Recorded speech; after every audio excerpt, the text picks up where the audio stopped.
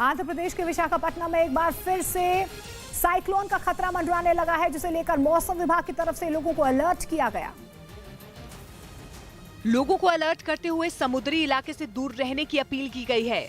मौसम विभाग ने अलर्ट जारी करते हुए साफ किया कि अगले 48 घंटे विशाखापट्टनम के समंदर वाले इलाके के लिए खतरनाक हो सकते हैं, क्योंकि जिस तरह से हवाएं चल रही हैं, उसे देखते हुए समंदर में भारी चक्रवात आ सकता है। इसलिए समंदर में नाव चलाने से लेकर मछली पकड़ने का काम करने वाले लोगों को खास तौर पर अलर्ट किया गया है। आपको बता दें कि इससे पहले भी इसी साल मई में विशाखापट्टनम में चक्रवात आया था, जिससे भारी नुकसान पहुंचा था, लेकिन इस बार मौसम विभाग ने पहले ही लोगों को अलर्ट कर दिया है।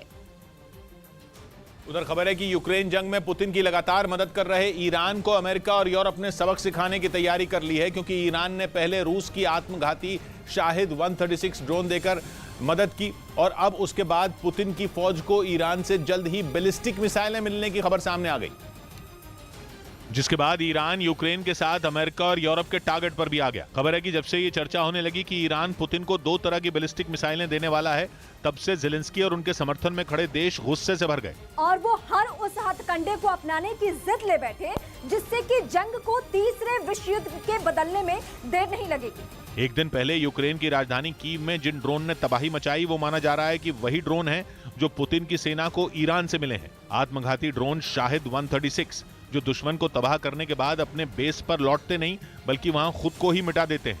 हालांकि ईरान ने इस बात को कभी नहीं माना कि उसने पुतिन की शाहिद 136 ड्रोन देकर मदद की, लेकिन अमेरिका ने दावा किया कि ईरान अब तक सैकड़ों ड्रोन रूस को दे चुका है, जिनका जंग में लगातार यूक्रेन के खिलाफ इस्तेमाल भी किया जा रहा है। बल्कि इन्हीं आत्मघाती शाहिद 136 ड्रोन ने इन दिनों ज़ेलेंस्की की पूरी फौज के छक्के छुड़ा रखे हैं। इसलिए अमेरिका ने ईरान पर संयुक्त राष्ट्र सुरक्षा परिषद के नियमों का उल्लंघन करने का आरोप लगाया। साथ ही ये भी चेतावनी दे डाली कि वो ईरान पर प्रतिबंध लगाने से भी नहीं हिचकिचाएगा, फिर चाहे वो आर्थिक प्रतिबंध हो या एक्सपोर्ट से जुड़ी रोक। यही नहीं, अमेरिका ने तो पूरी दुनिया को ये चेतावनी तक दे डाली कि ईरान और रूस के मजबूत होते रिश्ते सभी देशों के लिए बड़ा खतरा है, जिस पर यूरोपीय संघ ने भी हामी भरी। साथ ही ये भी बताया कि वो ईरान के आत्मघाती ड्रोन के खिलाफ सबूत इकट्ठा करने में जुटा है, जिसके बाद वो ईरान के खिलाफ सख्त कदम उठाने से पीछे नहीं हटेगा। इस बीच यूक्रेन की तरफ से भी एक रिपोर्ट पेश की गई, जिसमें शाहिद 136 ड्रोन को यूक्रेन के 8 नागरिकों का हत्यारा बताया गया।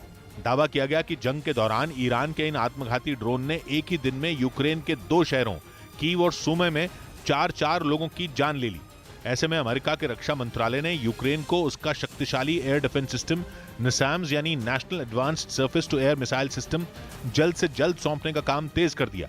अमेरिका को यूक्रेन को कुल 8 एयर डिफेंस सिस्टम देने हैं, जिनकी मदद से ज़ेलेंस्की की सेना को दुश्मन पर सतह से हवा में वार करने में मदद मिलेगी। ये सारी तैयारियां जंग में इस्तेमाल हो रहे ईरान के शाहिद 136 ड्रोन को कड़ी टक्कर देने के लिए की जा रही हैं।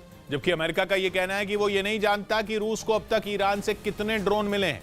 हालांकि उसने दावा किया कि चाहे ईरान रूस को शाहिद 136 ड्रोन देने से कितना मुकरे, लेकिन ये बात पक्की है कि पुतिन के सैनिकों के लिए ईरान के आत्मघाती ड्रोन युद्ध में बड़ा हथियार साबित हो रहे हैं, जिनसे निपटने के लिए अमेरिका और यूरोप के पास प्लान तैयार हैं। वहीं दूसरी तरफ से रूस के पूर्व प्रधानमंत्री दिमित्री मेदवेदेव ने भी इजरायल को चेतावनी दे दी, क्योंकि इजरायल के एक मंत्री ने हाल ही में साफ किया था कि ईरान अगर रूस को बैलिस्टिक मिसाइलें देता है तो इजरायल भी यूक्रेन की सैन्य मदद करने से पीछे नहीं हटेगा। जिस पर दिमित्री मेदवेदेव ने आंख भी टेढ़ी कर ली और इजरायल को ये चेतावनी दी कि उसका यूक्रेन की मदद के लिए उठा एक कदम रूस और इजरायल के रिश्तों को बिगाड़ने का कसूरवार होगा।